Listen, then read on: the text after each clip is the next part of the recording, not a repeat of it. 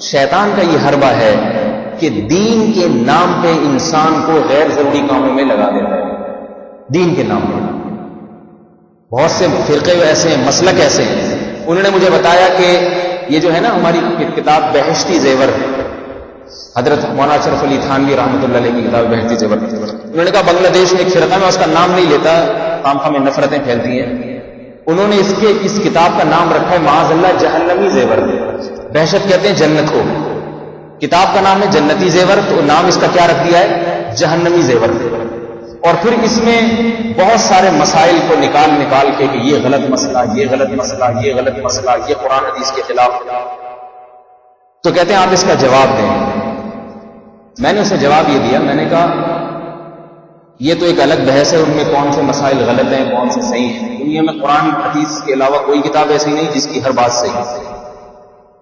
ہر کتاب میں غلطیاں ہوتی ہیں، کوئی دنیا کی کتاب ایسی نہیں. لیکن میں نے کہا یہ طرز جو ہے نا اختلاف کا، یہ کسی عالم پہ زیب نہیں دیتا. کسی کتاب کے بارے میں یہ اس کو القاب دے دینا کہ جہنمی زیور، میں نے کہا کسی عالم کا یہ طرز بیان اور یہ لب و لہجہ نہیں ہو سکتا. اگر اختلاف ہوگا عالم کو تہذیب کے دائرے میں رہتے ہوئے، دیکھو ابو حنیفہ امام شافعی میں بہت بڑے بڑے اختلاف ہوئے ہیں. آج تک کبھی نہیں امام شافعی نے امام ابو حنیفہ کے بارے میں کہا کہ یہ لوگوں کو جہنم کی طرف بلا رہے ہیں، میں ہوں جنت کی طرف دعوت دینے والے. ان کے اختلافات بہت تھے، کبھی بھی نہیں، ہمیشہ تعریف کی ہے. امام شافعی سے کسی نے ابو حنیفہ کے بارے میں سوال کیا، فرمایا الناس عیال ابی حنیفہ فی الفقہ، لوگ فقہ سمجھنے میں ابو حنیفہ کے محتاج ہیں. حالانکہ اختلاف کیا اس کے باوجود پھر بھی تعریف کی ہے. امام احمد بن حنبل رحمۃ اللہ علیہ نے ایک جگہ فرمایا ہے، لکھا ہے، ان سے روایت منقول ہے کہ 3 آدمی جب کسی مسئلے پر جمع ہو جائیں تو تمہیں کافی ہے. وہ 3 کون ہیں؟ کہا کہ ابو حنیفہ، ابو یوسف اور محمد رحمہم اللہ تعالی. پھر اس کی وجہ بیان کی کہ ابو حنیفہ ان میں تفقہ، ذہانت کے اعتبار سے سب سے زیادہ ہیں، اور امام محمد لغت کے، عربی لغت کے امام ہیں، اور ابو یوسف حدیث کے امام ہیں. تینوں کسی رائے پر اتفاق کر لیں یکفی کا، وہ تمہیں کافی ہے. حالانکہ امام احمد بن حنبل نے کئی مسائل میں ان تینوں سے اختلاف کیا ہے، لیکن زبان علماء کے لیے اچھی استعمال کی. یہ فرق تھا اس زمانے کے اختلافات میں اور آج ہمارے اختلافات میں. یہ فرق، اس زمانے میں اختلافات زیادہ تھے، ایک صف میں کئی لوگ مختلف طریقوں سے نماز پڑھتے تھے مگر دست و گریبان نہیں ہوتے تھے. آج ایک جاہل آدمی اٹھ کے بہشتی زیور کی کتاب، بہشتی زیور کے خلاف قلم اٹھاتا ہے اور زبان کیا استعمال کر رہا ہے؟ جہنمی زیور. بھائی تمہیں اگر کسی مسئلے میں اختلاف ہے، تم ایک علمی تحقیقی بنیاد پہ لکھ دو کہ بہشتی زیور کے صفحہ نمبر فلاں کہ یہ جو مسئلہ لکھا ہے یہ بظاہر سمجھ میں آنے والا نہیں، اس کے خلاف دلائل. ہمارے کئی علماء نے، خود میرے مشائخ نے، حکیم الامہ حضرت مولانا اشرف علی تھانوی رحمۃ اللہ علیہ کے بعض مسائل سے رجوع کیا ہے. بہشتی زیور میں لکھا ہے 15 شعبان کا روزہ سنت عمل ہے، ہم اس پہ فتویٰ نہیں دیتے. حالانکہ میں خود حضرت مولانا اشرف علی تھانوی کے سلسلے سے، میرے شیخ و مرشد مفتی رشید احمد، ان کے شیخ و مرشد حضرت مولانا حسین احمد مدنی رحمۃ اللہ علیہ بھی تھے، اور مولانا عبدالغنی پھولپوری رحمۃ اللہ علیہ بھی تھے، مفتی محمود حسن بھی تھے. اور یہ سلسلہ سب سے زیادہ جو شیخ تھے جن سے خلافت ملی، عبدالغنی پھولپوری رحمۃ اللہ علیہ، اور عبدالغنی پھولپوری حضرت مولانا اشرف علی تھانوی کے بڑے خلفاء میں سے ایک تھے. تو میرا سلسلہ حضرت مولانا اشرف علی تھانوی سے 2 واسطوں سے جا کے مل جاتا ہے، 2 واسطوں سے. کتنا سلسلے کے اعتبار سے وہ الگ بات ہے، اتباع کے اعتبار سے ہم صفر ہیں، لیکن بہرحال سلسلہ 2 سلسلوں سے حضرت مولانا اشرف علی تھانوی رحمۃ اللہ علیہ سے جا کے ملتا ہے. مگر بعض مسائل ایسے ہیں کہ ہم اپنے پردادا پیر ہوئے نا، ان کی بہشتی زیور کے بعض مسائل کو ہم خود بتاتے ہیں عوام میں کہ بھئی اس پہ فتویٰ نہیں دیا جا سکتا. 15 شعبان کے روزے کو مفتی تقی عثمانی صاحب نے بھی کہا کہ ثابت نہیں ہے، حضرت مفتی رشید احمد صاحب رحمۃ اللہ نے بھی کہا کہ ثابت نہیں ہے، رجوع کیا. لیکن یہ نہیں کہا کہ 15 شعبان کا روزہ مولانا تھانوی نے لکھ کے گناہ کبیرہ کا ارتکاب کیا ہے. جاہل ہیں، معاذ اللہ، نقل کفر نباشت. یہ حنفی ہیں، مقلد ہیں، اندھے ہیں، ان کو یہ نہیں پتا کہ حدیث صحیح کیا ہوتی ہے، ضعیف کیا ہوتی ہے. ایسے اگر امت پہ اعتراضات شروع کر دیے جائیں نا اس طرح سے، خدا کی قسم کوئی صحابی بھی پھر نہیں بچے گا. تبھی جس کی زبان علماء کے خلاف کھلتی ہے نا، ایک وقت کے بعد وہ صحابہ کو بھی گالیاں دیتا ہے، معاذ اللہ، صحابہ کو بھی برا بلا کہتا ہے. یہ اختلاف تو صحابہ میں بھی تھے. کیا حضرت معاویہ حضرت علی کے درمیان تلوار نہیں چلی؟ ہماری زبانیں خاموش ہیں کہ بڑے لوگ تھے، ان کا اختلاف حق پر تھا، تلوار بھی چل سکتی ہے حق کی خاطر، لیکن جنہوں نے زبان کھولی یا تو معاذ اللہ حضرت علی کو برا بلا کہا یا حضرت معاویہ کو برا بلا کہا. میرے پاس ایک سوال آیا، اس میں حضرت معاویہ کو اس بدبخت نے اتنی گالیاں دی تھی، بدبخت، یہاں تک اس بدبخت نے لکھا کہ آپ کو مسلمان کہنا جائز نہیں ہے، معاذ اللہ کافر، نقل کفر نماز. کہنے لگے جس نے پیغمبر کے داماد کے خلاف تلوار اٹھائی ہو وہ مسلمان کیسے ہو سکتا ہے؟ میں نے اسے جواب لکھا، میں نے کہا جتنے اعتراضات تم نے اس میں لکھے ہیں نا، خدا کی قسم ان میں سے حضرت علی نے ایک اعتراض بھی حضرت معاویہ پہ نہیں کیا. جس کے خلاف تلوار اٹھی ہے وہ یہ الزامات نہیں لگا رہا، اور 15ویں صدی کا بدبخت بیٹھ کے یہ الزامات لگا رہے ہیں. حضرت علی نے حضرت معاویہ کے خلاف جو تلوار اٹھائی اس لیے نہیں کہ حضرت معاویہ کے معاذ اللہ ان کے اسلام پہ شبہ تھا ان کو، یا ان کے جہاد پہ شبہ تھا. وہ سمجھتے تھے کہ یہ باغی ہیں، وہ یہ سمجھتے تھے کہ یہ خلافت کو تسلیم نہیں کر رہے. اور قرآن کہہ رہا ہے کہ جب کوئی خلیفہ بن جائے تو ظاہر ہے اس کے خلاف جو بھی اٹھے، صحیح بخاری صحیح مسلم کی حدیث ہے، اسے قتل کر دو، کائنم من کان، کتنا نیک کیوں نہ ہو، کتنا پرہیزگار کیوں نہ ہو. حضرت علی اس حدیث کی بنیاد پر حضرت معاویہ کے خلاف نکلے. اور حضرت معاویہ کا موقف کیا تھا کہ جب کسی کو جب تک خلیفہ اور امیر تسلیم نہیں کیا تو اس کے خلاف بغاوت میں داخل ہے ہی نہیں. ایک اختلاف رائے ہوا ہے. اور حضرت معاویہ معاذ اللہ حکومت کی لالچ میں نہیں لڑ رہے تھے، حکومت کا مقصد نہیں تھا.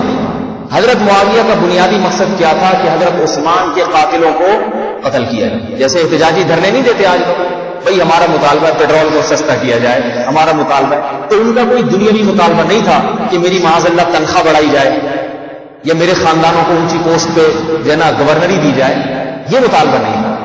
اپنی پیٹ کا، اپنے ذات کا کوئی مطالبہ نہیں تھا حضرت معاویہ کا.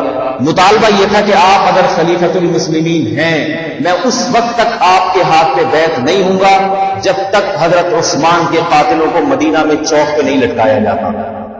بتاؤ یہ کیا پیٹ کا مطالبہ تھا یا کوئی عہدے کا مطالبہ تھا؟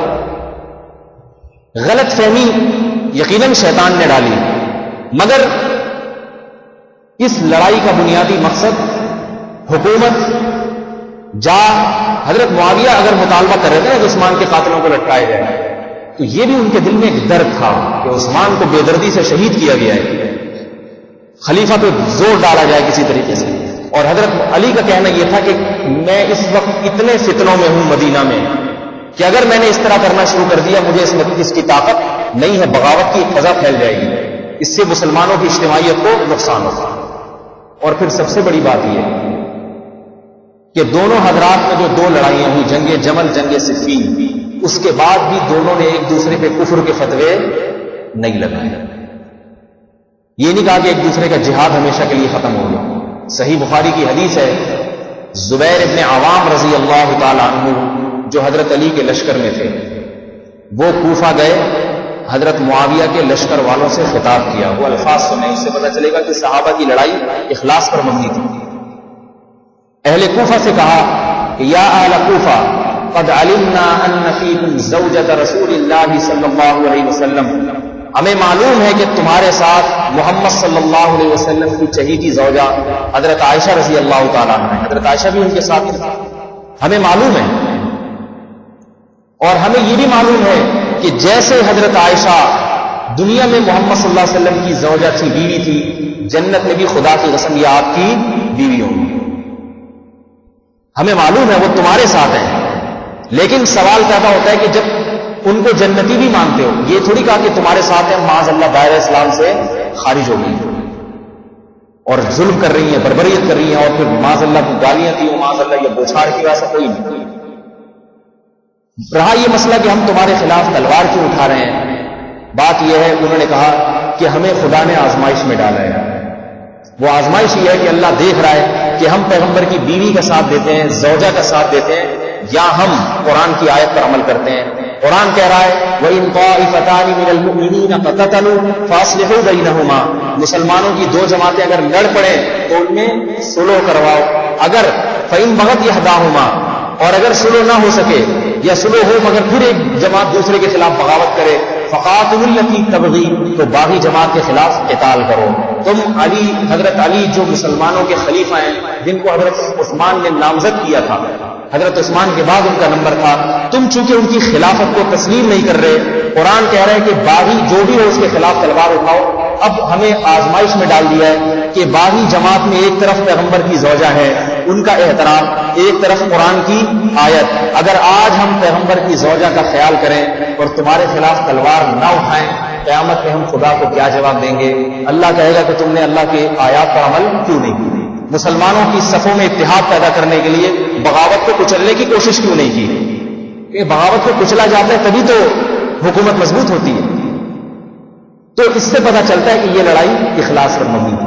اور پھر بڑی بات یہ، دو لڑائیوں کے بعد حضرت حسین رضی اللہ تعالی عنہ، حضرت حسن تھے حسین تھے، میرے ذہن سے نام نکل، حضرت حسن رضی اللہ تعالی عنہ، حضرت حسن رضی اللہ تعالی عنہ حضرت معاویہ کے ہاتھ پہ باقاعدہ بیعت ہوئے اور خلافت سے دستبردار ہوئے.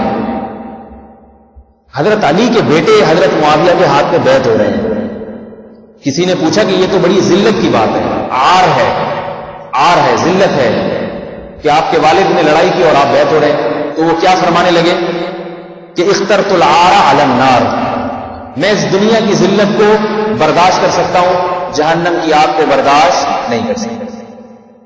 کیا مطلب کہ مسلمانوں کی تلواریں آپس میں چلیں یہ مجھ سے برداشت نہیں ہوتی. تو جب حضرت علی کے بیٹے نے اس اختلاف کو ختم کر دیا، اور نبی کی بشارت بھی تھی کہ اللہ اس بیٹے کے ذریعے مسلمانوں کی دو جماعتوں میں صلح کرائیں گے، تو دونوں کو مسلمان جماعت کہا جا رہا ہے، دونوں کو. جب حضرت حسن نے اس اختلاف کو ختم کر دیا، بیعت ہو گئے، 15ویں صدی میں کوئی بدبخت اٹھ کے حضرت معاویہ کے الزامات لگائے، وہی اختلافات دوبارہ ہوا دینے کی کوشش کرے اور معاذ اللہ گالیاں دینا شروع کرے، تو بتاؤ یہ بدبختی کی بات ہے یا نہیں؟ تو اتنے اختلاف، اور ان کا اختلاف رفع الیدین پر نہیں ہوا، زور سے آمین کہنے، ان مسائل کو وہ بڑے مسائل نہیں سمجھتے تھے. 8 رکعت ہے کہ 20 رکعت تراویح، اس کو نہیں جھگڑا ہوتا، کم ایک بہت بڑے مسئلے پر ان کا اختلاف ہوا تھا، بہت بڑے مسئلے پر اختلاف ہوا. آج اتنے بڑے مسائل نہیں ہیں، اتنے بڑے نہیں ہیں، چھوٹے چھوٹے، مگر اختلاف تلواروں کے نہیں بموں کے ہوتے ہیں. یہ جائے گا ادھر اس کی شلوار، معاذ اللہ شلوار کے لفظ تو بم رکھ کے آ جائے گا، اور یہ جائے گا جناب اس کے اسٹیج کے نیچے بم رکھ کے آ جائے گا. اور کتابوں کے نام جہنمی زیور، صحیح. اس لیے یہ بہت خطرناک طرز ہے، بہشتی زیور کا نام معاذ اللہ جہنمی زیور کر دیا. اور ایسا ایک نیٹ پر ایک سنا، ایک مولوی صاحب آ رہے ہیں سعودی عرب سے، اردو بولتے ہیں وہ، ان کی تلوار کی زد سے کوئی عالم نہیں بچا. رومال پہن کے آتے ہیں، بڑا جبہ قبہ، اور ہر ایک کو، کوئی عالم ایسا نہیں ہے جس کا عیب تلاش کر کے انہوں نے انٹرنیٹ پہ دیا.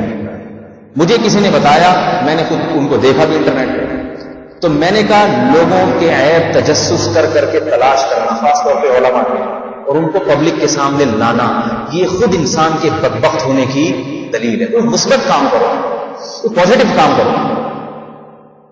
کبھی مولانا طارق جمیل صاحب کہیں جا رہے ہیں بیچارے، کہیں وہ انہوں نے پھولوں کی چادر کہیں چڑھا دی بازار میں، کسی نے غلط کام کیا. اگر پھولوں کی چادر چڑھائیے، میں یہ نہیں اول تو پتہ نہیں کیا نہیں کیا، لیکن اگر بالفرض ایک کام کیا ہے، پھولوں کی چادر چڑھا دی، غلط کیا، میں نہیں مانتا کہ صحیح کیا، لیکن صحیح کام بھی تو کتنے کیے ہیں، ہزاروں نہیں لاکھوں لوگوں کو اللہ نے ان کے ہاتھ پہ ہدایت دی، لاکھوں کو.